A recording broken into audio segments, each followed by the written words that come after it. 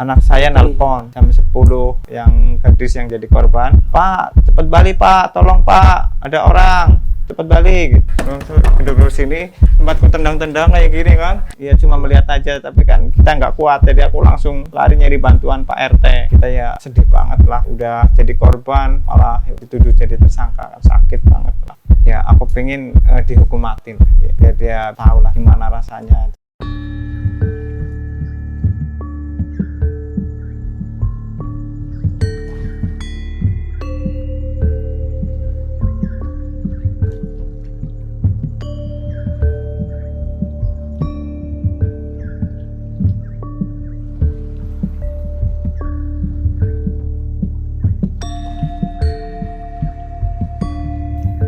Tribuners, saat ini saya berada di rumah Bapak Anung Kurniawan yang berada di kawasan Kelurahan Bukit Baru, Kecamatan Ilir Barat 1, Kota Palembang.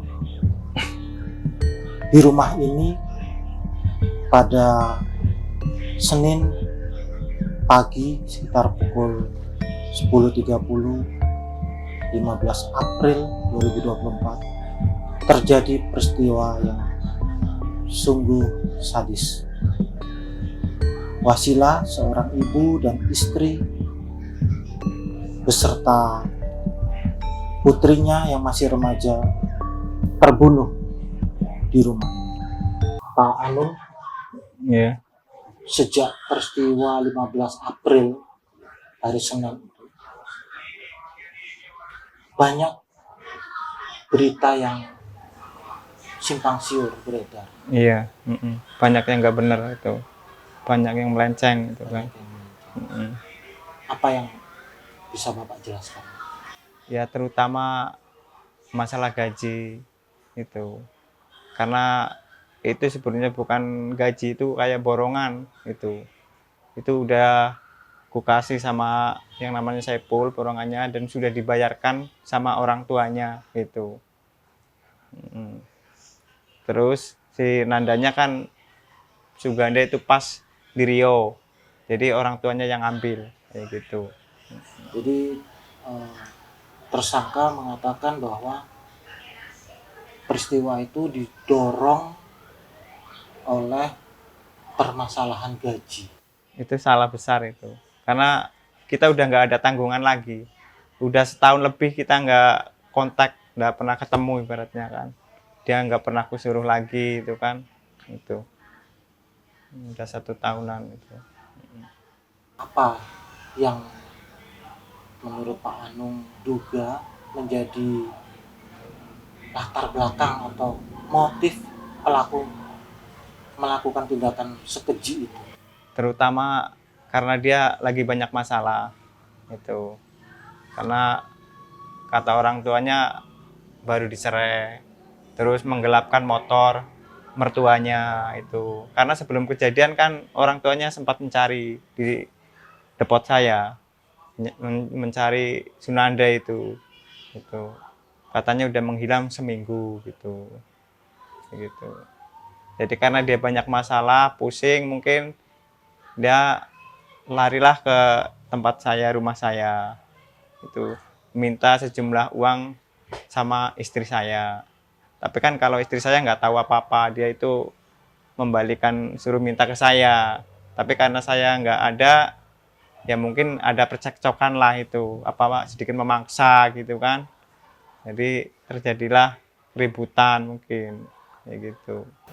Bisa diceritakan Pak? Menurut informasi yang kami terima, tersangka pelaku ini awal mula bisa mengenal Pak Anung karena Bapak menolong memberi pekerjaan. Iya, karena dulu kan orang tuanya itu nganterin pupuk sama kita. Jadi orang tuanya sering bilang, itu anak saya kalau ada kerjaan tolong itu diajak gitu kan. Jadi aku merasa kasihan, kalau aku ada kerjaan ku panggil sebagai supir kadang-kadang itu kan. Itu bukan harian, bukan bulanan maksudnya, tapi ya panggilan lah itu. Kalau saya butuh ku panggil gitu. Itu 2 tahun lalu. 2 tahun lalu. kira-kira cuma berlangsung setahun. Enggak sih, paling sebulan berapa kali, kadang sebulan 2 kali apa 3 kali kupanggil gitu. Enggak terus-terusan, itu kan cuma panggilan aja. Kalau saya butuh kupanggil, kalau enggak ya enggak gitu. Gitu. Lalu sampai setahun yang lalu tidak ada komunikasi lagi. Enggak ada komunikasi. Terakhir itu ada borongan penebangan pohon itu. Jadi sama kawan-kawan itu uangnya dibagi. Nah, dia dapatnya 1.300.000 itu. Duit itu udah dibayar ke orang tuanya itu. Sudah dibayar lunas itu karena itu kan borongan lah, bukan harian. Jadi dapatnya satu orang 1.300.000 gitu. Karena itu dulu dibayarkan ke orang tua karena si tersangka ini Nanda kan pergi ke Rio. Jadi dikasihkan sama orang tuanya itu. Kalau masalah gaji memang udah dibayar, nggak ada masalah itu. Gitu. Kabar yang lain juga dari versi tersangka menyatakan bahwa korban yaitu istri ya, sering memperlakukan yang tidak kurang enak bagi pelaku. Itu Apakah salah benar? besar. Itu salah besar itu. Karena istri saya itu orangnya tuh baik, dia itu nggak pernah ibaratnya apa tuh marahin orang apa gimana itu bohong itu kalau kayak gitu. Karena kawan-kawan di sini juga banyak lah. Ibu rumah tangga dia, jadi nggak pernah urusan masalah bisnis, urusan keuangan apa nggak pernah dia. Itu ibaratnya punya duit aja aku kasih itu untuk belanja urusan sayur rumah tangga gitu.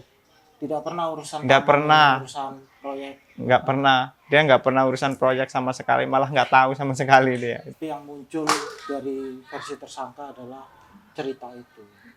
Itu sebenarnya apa ya, itu bohong itu, dia itu bikin aja itu ibaratnya alibinya dia aja itu, jadi bikin apa itu apa pembelaan dia, alasan dia ya mengaburkan ini, motifnya.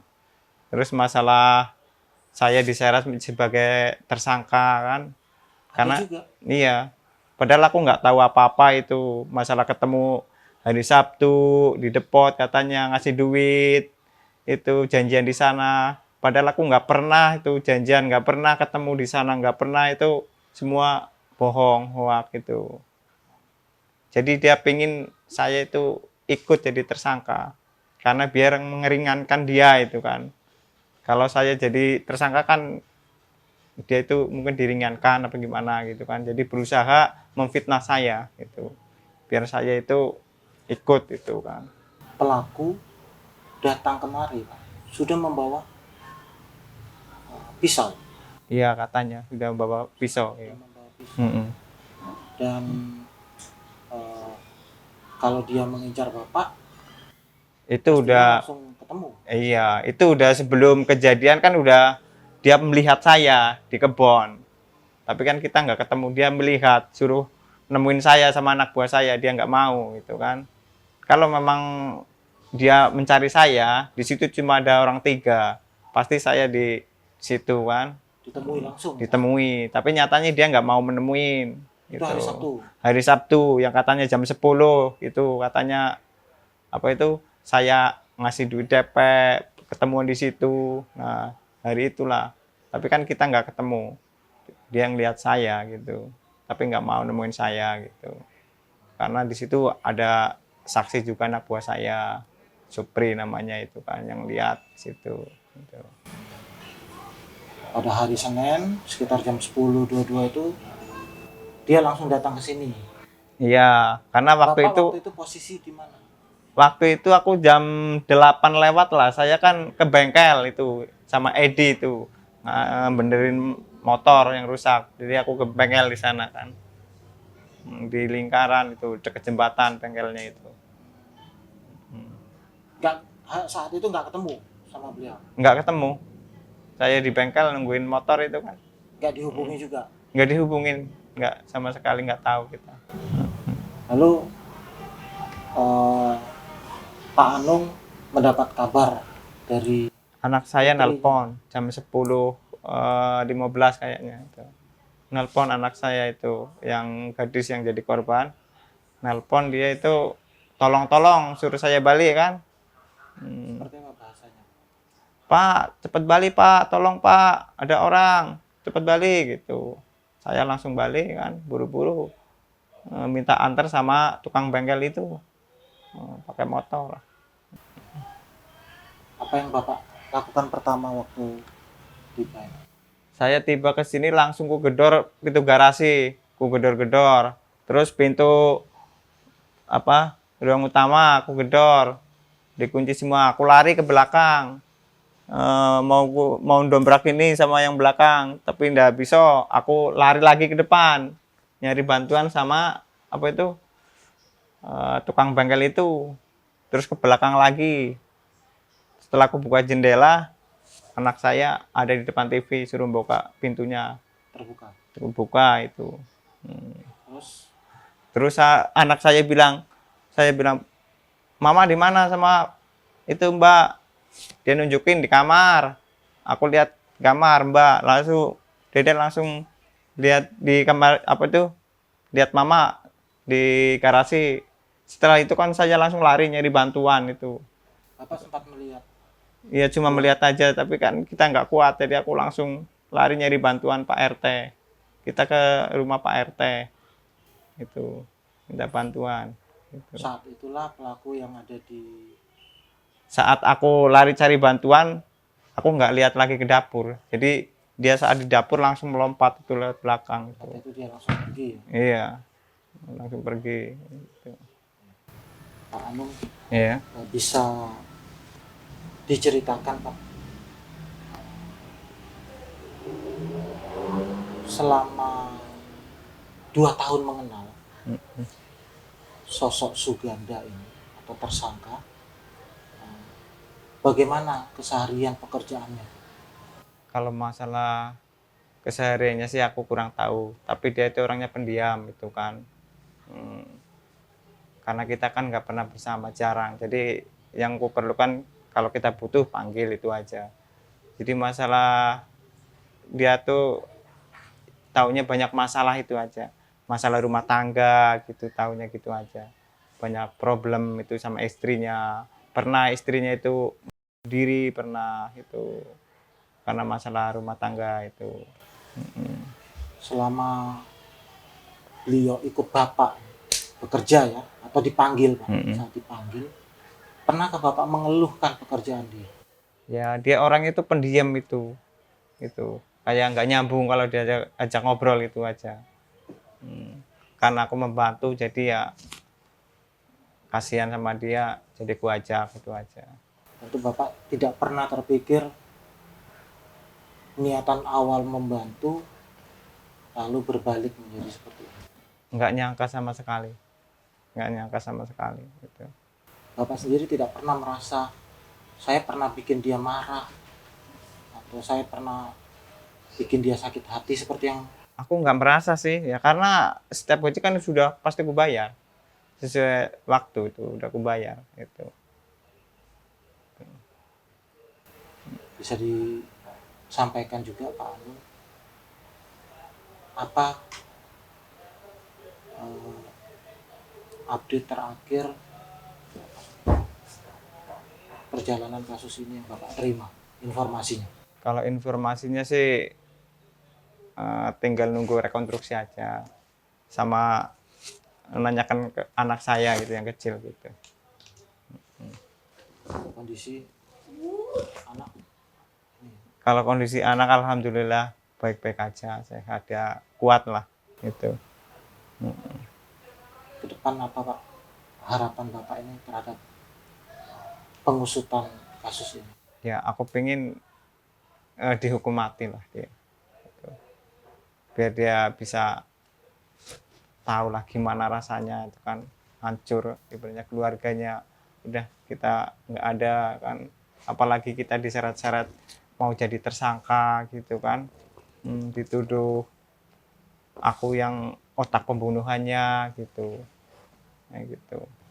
malahan udah beredar itu di situ saya jadi tersangka. Kan kita rasanya sakit banget itu. Ada yang media yang nggak bertanggung jawab gitu kan. Malah kita dibikin katanya tersangka itu ikut-ikutan gitu. Kita ya sedih banget lah, ibaratnya udah jadi korban malah ibaratnya dituduh jadi tersangka, kan sakit banget lah.